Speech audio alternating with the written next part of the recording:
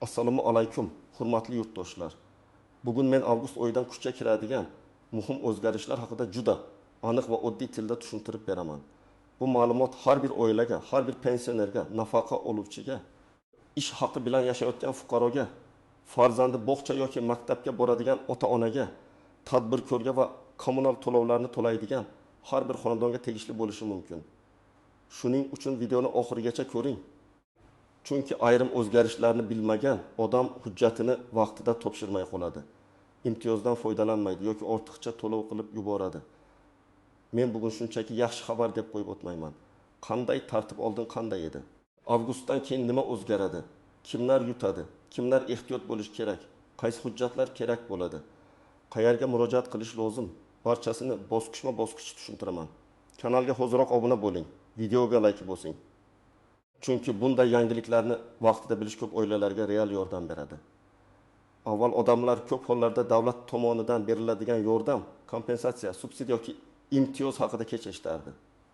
Masalan, bir oila moddiy yordamga haqli bo'lsa ham, mahallaga vaqtida murojaat qilmagani uchun navbatdagi oyga qolib ketardi. Yoki pensioner dori-darmon xarajatlari, kommunal to'lovlar, sanatoriy yo'llanmasi bo'yicha qanday yengillik borligini bilmagani sababli o'z huquqidan foydalana olmasdi. Tadbirkor esa yangi talab yoki yangi tartibdan bexabar qolib, jarima yoki ortiqcha hujjatbozlikka duch kelardi. Avgustdagi o'zgarishlarning asosiy mazmuni shundaki, davlat xizmatlari, ijtimoiy yordam, ayrim to'lovlar va aholi uchun qulayliklar bo'yicha tartiblar aniqroq, raqamliroq va ochiqroq ishlashi ko'zda tutilmoqda. Ya'ni endi ko'p jarayonlarda fuqaroning har bir idoraga alohida yugurishi kamayishi kerak. Ma'lumotlar elektron bazalar orqali tekshiriladi. Arizalar yagona interaktiv davlat xizmatlari portali, mahalla bank, pensiya jamg'armasi yoki tegishli tashkilotlar orqali qabul qilinadi. Lekin bu yerda juda muhim nuqta bor. Tizim elektronlashgani bilan fuqaro befarq bo'lib qolmasligi kerak.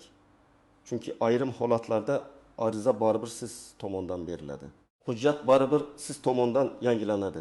Oilaviy holat yoki daromad o'zgargan bo'lsa, bu haqda xabar berish baribir sizning mas'uliyatingizda qoladi. Oldin qanday edi? Ko'p fuqarolar nafaqa, moddiy yordam, bolalar pul yoki subsidiya olish uchun mahallaga borardi, keyin yana boshqa idoraga yuborilardi, ayrim hujjatlar nusxasi so'ralardi. Natijada odam bir masala uchun bir necha kun sarflardi. Hozirgi o'zgarishlarning maqsadi esa murojaatlarni soddalashtirish, fuqaroga tegishli ma'lumotlarni davlat bazalaridan olish, yordam haqiqatdan muhtoj oilaga yetib borishni kuchaytirishdir. Bu yaxshi yangilik, lekin uning ichida ehtiyot bo'ladigan jihatlar ham bor. Endi eng muhim savolga o'tamiz. Avgustdagi o'zgarishlar kimlarga ta'sir qiladi? Men buni bir nechta toifaga ajratib tushuntiraman. Birinchi toifa: pensionerlar va nogironligi bo'lgan fuqarolar.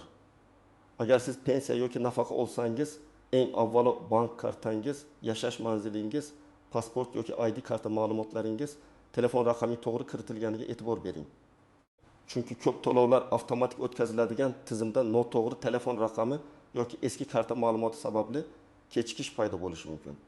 Masalan, bir pensioner onaxon har oy 1 million 200 ming so'm pensiya olsa, karta muddati tugagan bo'lsa yoki bank kartasi almashtirilgan bo'lsa, pul tushgan bo'lsa ham uni yechib olishda muammo chiqadi. Shuning uchun avgust kirishi bilan bank ilovasini tekshiring, SMS xabarlar kelayotganini ko'ring.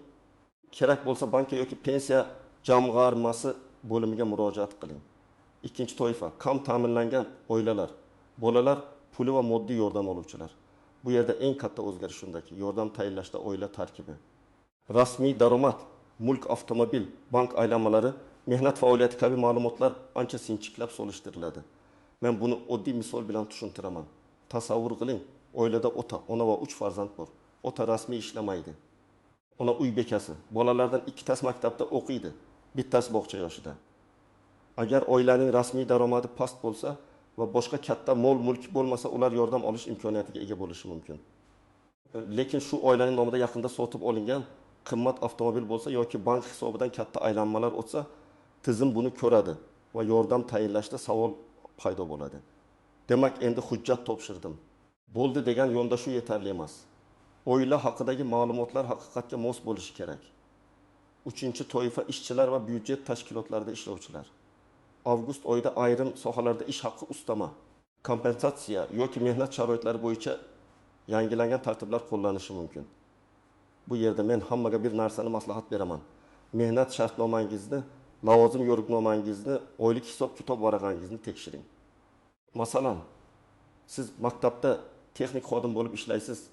Oyligingiz 1.700.000 so'm.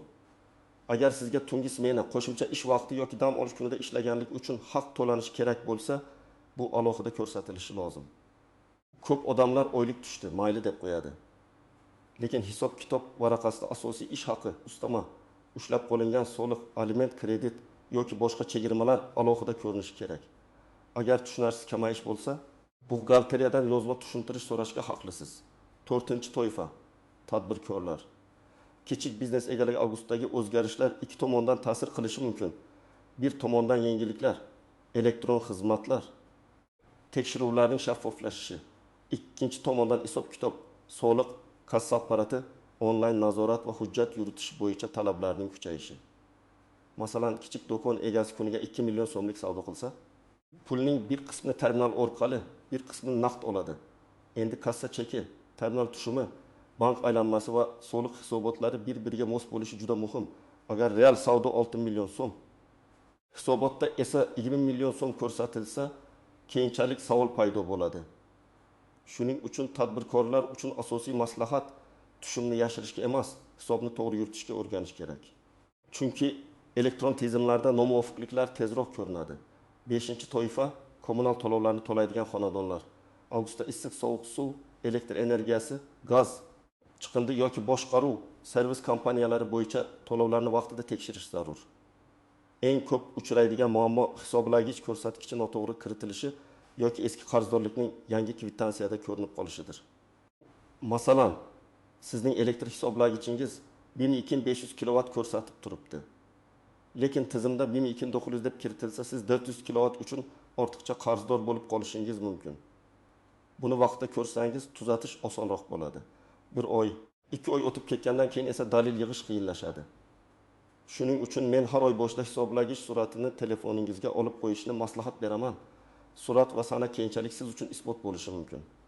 Endi kimlar xavotir olmasligi kerak? Agar sizning hujjatlaringiz joyida bo'lsa, daromadingiz qonuniy bo'lsa, kommunal to'lovlaringizni iloji boricha vaqtida tekshirib borsangiz, pensiya yoki nafaqa kartangiz faol bo'lsa, katta xavotirga sabab yo'q. O'zgarishlar asosan tartibni aniqlashtirish, manzilli yordamni kuchaytirish, noqonuniy foydalanish holatlarini kamaytirish va fuqarolarga elektron qulaylik yaratishga qaratilgan. Lekin kimning hujjati eski, manzili boshqa, telefon raqami o'zgargan, bank kartasi bloklangan, oila tarkibi yangilangan bo'lsa, ana shu odamlar albatta tekshirish kerak. Endi istisnolar. Yashirin nozik jihatlar va ko'pchilik e'tibor bermaydigan masalalarni ko'rib chiqamiz. Birinchi nozik jihat, ro'yxatda turish manzili bilan haqiqiy yashash joyi farq qilsa. Juda ko'p oilalar bir tumanda propiskada, boshqa tumanda ijarada yashaydi. Moddiy yordam, bolalar puli, ayrim ijtimoiy xizmatlar yoki kommunal kompensatsiya masalasida manzil juda muhim bo'lishi mumkin. Masalan, oila Toshkent viloyatida ro'yxatda, lekin Toshkent shahrida ijarada yashaydi. Bolasi shahardagi maktabga boradi. Kommunal to'lovni ijaradagi uyda to'laydi. Lekin mahalla bo'yicha murojaat qilganda ro'yxatdagi manzil asos qilib olinadi. Shuning uchun bunday oilalar oldindan mahallaga borib, qaysi manzil bo'yicha arza qabul qilinishini aniqlashtirishi kerak. Ikkinchi nozik jihat. Rasmiy daromad yo'qligi doim ham yordam tayinlanadi degani emas. Ayrim odamlar men rasmiy ishlamayman, demak bolalar puli olaman deb o'ylaydi. Aslida tizim oilaning umumiy holatini ko'radi. Nomida uy, yer, mashina, tadbirkorlik, ijara daromadi, bank aylanmasi yoki boshqa mulk bo'lishi mumkin. Masalan, fuqaro rasmiy ish joyiga ega emas, lekin har oy bank kartasiga takas million so'm atrofida pul tushadi. Bu pul qarindoshlardan kelgan yordam bo'lishi ham mumkin, savdo daromadi bo'lishi ham mumkin. Tizim buni ko'rganda qo'shimcha izoh talab qilinishi ehtimoli bor. Shuning uchun kartaga tushayotgan pullarning mazmunini ham tushuntira olish kerak. Uchinchi nozik jihat, kredit va qarzlar. Ko'p oilalar daromadi bor, lekin kredit to'lovlari katta. Masalan, xotin birgalikda 6 million so'm topadi, lekin oyiga 3 million so'm kredit to'laydi. Ular o'zini kam ta'minlangan deb his qiladi. Lekin yordam tayinlashda har doim ham kredit alohida yengillik sifatida hisobga olinavermaydi. Chunki davlat avvalo daromad, oila tarkibi, mehnatga layoqat mulk va ijtimoiy holatni baholaydi. Demak, kredit borligi yordam kafolatlanadi degani emas. Bu juda muhim. 4-nozik jihat hujjatdagi xatolar. Pasportdagi ism, familiya, tug'ilgan sana, farzandning guvohnomasi, nikoh yoki ajrim hujjati, nogironlik ma'lumotnomasi. Bank rekvizitlari bir-biriga mos bo'lishi kerak. Bir harf xato yozilgan bo'lsa ham tizim avtomatik tekshiruvda muammo chiqarishi mumkin. Masalan, bolaning tug'ilganlik guvohnomasida familiya Karimova, onaning pasportida Karimova emas, boshqa imlo bilan yozilgan bo'lsa, qarindoshlikni tasdiqlashda qo'shimcha hujjat so'ralishi mumkin. Shuning uchun hujjatlarni faqat topshirish paytida emas, oldindan tekshirish kerak. 5-nozik jihat imtiyozdan foydalanish muddati. Ayrim yordamlar bir marta beriladi, ayrimlari 6 oyga, ayrimlari 12 oyga tayinlanadi. Muddat tugagach avtomatik uzaydi deb o'ylamang. Masalan, oila 6 oy bolalar pul oldi, 7 oyda pul tushmadi. Ular nega to'xtadi deb hayron bo'ladi. Sabab oddiy, muddat tugagan, qayta arzi kerak bo'lgan. Shuning uchun pul tushgan oylarni yozib boring, oxirgi oy qachonligini biling. Muddat tugashidan oldin mahalladan yoki portal orqali aniqlashtiring. 6-nozik jihat pensiya va nafaqa oluvchilarning tiriklik, yashash joyi, bank kartasi bilan bog'liq tekshiruvlari. Ayrim hollarda pensioner uzoq muddat boshqa joyda yashasa, kartasini boshqa odam ishlatsa yoki hisobda shubhali harakatlar bo'lsa, to'lov vaqtincha tekshirilishi mumkin. Men bunday holatlarda qarindoshlarga ham aytaman. Pensionerning kartasini o'zboshimchalik bilan ishlatmang, pin kodni tarqatmang. Katta pul yetishlarda izohli bo'ling. Chunki pensiya pensionerning shaxsiy mablag'i hisoblanadi. 7-nozik jihat tadbirkorlik faoliyatini vaqtincha to'xtatganlar. Ba'zi odamlar yakka tartibdagi tadbirkor sifatida ro'yxatdan o'tgan, lekin hozir ishlamaydi. U men faoliyat qilmayapman deb o'ylaydi. Lekin tizimda faol tadbirkor sifatida ko'rinib tursa, ayrim yordam turlarida bu hisobga olinishi mumkin. Shuning uchun faoliyat yuritmayotgan bo'lsangiz, soliq organi yoki myPOK.uz orqali holatingizni tekshiring. Faoliyatni to'xtatish, qayta tiklash, qarzdorlikni aniqlash bo'yicha rasmiy tartibni bajaring. Endi eng kerakli qismga o'tamiz. Siz hozir nima qilishingiz kerak? Men buni aniq qadamlar bilan tushuntiraman. Birinchi qadam, hujjatlaringizni tekshiring. Pasport yoki ID karta, tug'ilganlik guvohnomasi, nikoh guvohnomasi, ajrim hujjati, nogironlik ma'lumotnomasi, pensiya guvohnomasi, mehnat daftarchasi yoki elektron mehnat ma'lumotlari, bank kartasi rekvizitlari, kommunal hisob raqamlari qo'lingizda bo'lsin. Hujjatlarni alohida papkaga joylang. Agar hujjatning muddati o'tgan bo'lsa, avval uni yangilang. Chunki muddati o'tgan hujjat bilan ariza topshirish jarayonini cho'zadi. Ikkinchi qadam, telefon raqamingizni yangilang. Ko'p davlat xizmatlarida SMS kod tasdiqlash xabari ariza holati haqidagi xabar telefon raqamga keladi. Agar siz eski raqamni ishlatmayotgan bo'lsangiz, bankda myPOK.uz profilida mahalla yoki tegishli tashkilotda yangi raqamni ko'rsating. Masalan, arizangiz bo'yicha qo'shimcha ma'lumot so'ralgan bo'lsa, SMS eski raqamga ketadi va siz muddatni o'tkazib yuborasiz. Keyin menga hech kim aytmadi desangiz ham tizimda xabar yuborilgan bo'lib turadi. 3-qadam myPOK.uz yoki yagona interaktiv davlat xizmatlari portalidagi shaxsiy kalitingizni tekshiring. Agar elektron raqamli imzo bo'lsa, undan foydalaning. Agar elektron imzo bo'lmasa, davlat xizmatlari markaziga borib, kerakli xizmatni tanlang. Bu yerda shuni bilib oling. Xodim siz uchun ariza yuborishi mumkin, lekin arizadagi ma'lumotlar to'g'riligiga siz ham javobgarsiz. Shuning uchun ariza yuborilishidan oldin ism, familiya, manzil, telefon, bank hisob raqami, oila tarkibi to'g'ri yozilganini tekshiring. 4-qadam, mahallaga murojaat qilayotganda og'zaki gap bilan cheklanib qolmang. Agar siz moddiy yordam, bolalar puli, ijtimoiy yordam yoki boshqa masala bo'yicha murojaat qilsangiz, arizangiz qabul qilinganini tasdiqlovchi raqam, sana yoki qayd bo'lishini so'rang. Bu tortishish uchun emas, tartib uchun kerak. Masalan, siz 5 avgust kuni ariza berdingiz. Agar 20 avgustgacha javob bo'lmasa, aynan qaysi sana va qaysi ariza bo'yicha so'rayotganingiz aniq bo'ladi. 5-qadam, kommunal hisoblagichlarni suratga oling. Elektr, gaz, suv hisoblagichlari ko'rsatkichini har oy bir kunda. Masalan, oyning 1 yoki oxirgi kuni suratga oling. Suratni o'chirib yubormang. To'lov qilganda kvitansiyani saqlang. Mobil ilovada to'lagan bo'lsangiz, elektron chekni telefoningizda qoldiring. Agar keyin ortiqcha qarzdorlik chiqsa, sizda dalil bo'ladi. 6-qadam, pensionerlar, nafaqa oluvchilar bank kartasini tekshirsin. karta muddati SMS, xabarnoma, bank ilovasi, PIN kod xavfsizligi, pul tushgan sanalarini ko'rib boring. Agar pensionerning o'zi bankka bora olmasa, qonuniy vakillik yoki ishonchnoma masalasini to'g'ri rasmiylashtirish kerak. Shunchaki kartani olib ishlatish kelajakda oilaning o'ziga muammo keltirishi mumkin. 7-qadam, tadbirkorlar hisob-kitobni tozalasin. Kassa cheklari, terminal tushumlari, bank aylanmalari, soliq hisobotlari, ijara shartnomasi, xodimlar bilan mehnat shartnomalari, tovar kirim hujjatlari joyida bo'lsin. Agar xodim ishlayotgan bo'lsa, uni rasmiylashtiring. Masalan, do'konda sotuvchi har kun ishlaydi, lekin mehnat shartnomasi yo'q. Tekshiruvda bu eng ko'p uchraydigan muammolardan biri. Rasmiylashtirish xarajatdek ko'rinishi mumkin, lekin jarima va nizodan ancha arzon tushadi. 8-qadam, shubhali xabarlarga ishonmang. Avgustdagi o'zgarishlar haqida turli Telegram kanallarda hamma 2 million so'm oladi, hamma pensiya oshadi, ariza bermagan pul olmaydi. Faqat bugun ro'yxatdan o'ting degan xabarlar chiqishi mumkin. Men ekspert sifatida aytaman. Rasmiy manba bo'lmasa, ishonmang.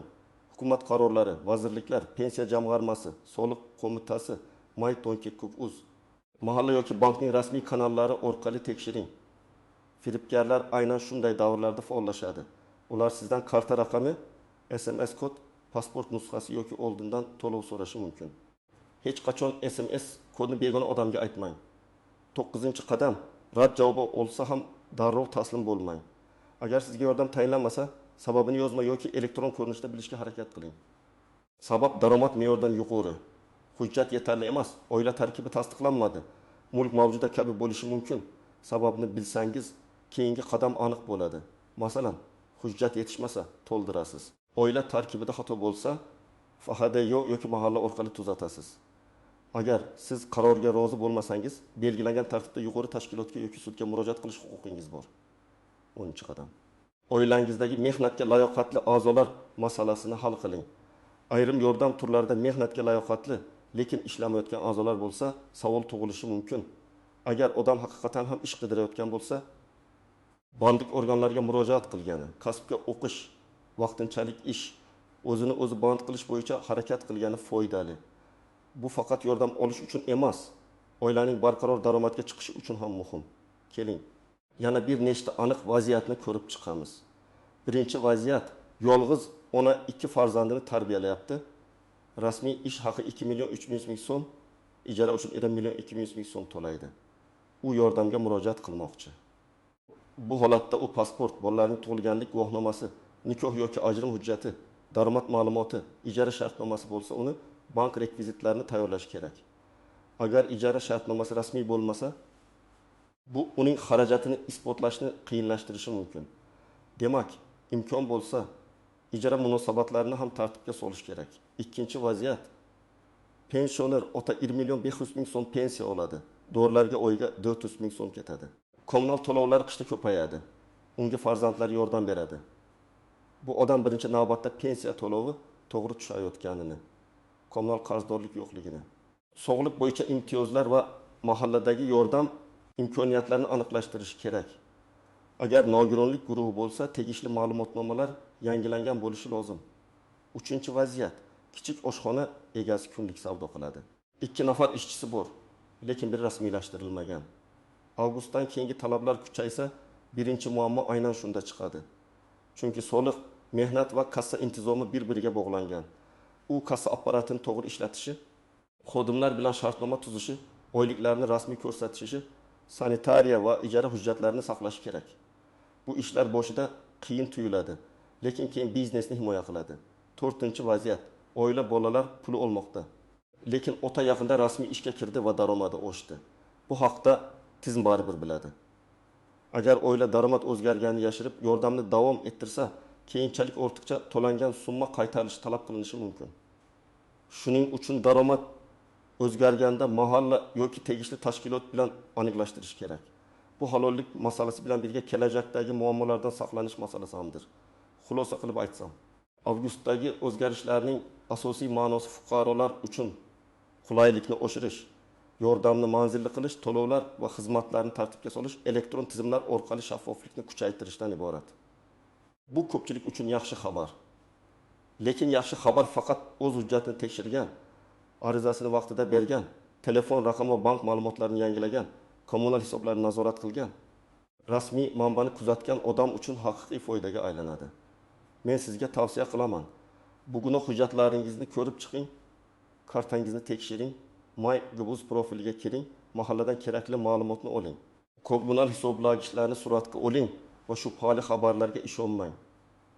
Bir qarashda bu mayda ishlar tuyuladi, lekin aynan shu mayda ishlar keyin katta pul, katta vaqt va katta asabni saqlab qoladi. Sizning fikringiz men uchun muhim. Avgustdagi o'zgarishlar sizning oilangizga qanday ta'sir qiladi deb o'ylaysiz?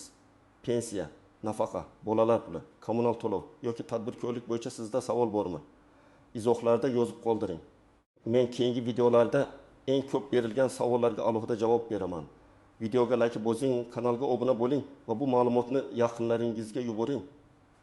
Chunki bitta vaqtida ko'rgan video bir oilani ortiqcha xarajatdan yoki hujjat muammosidan saqlab qolishi mumkin.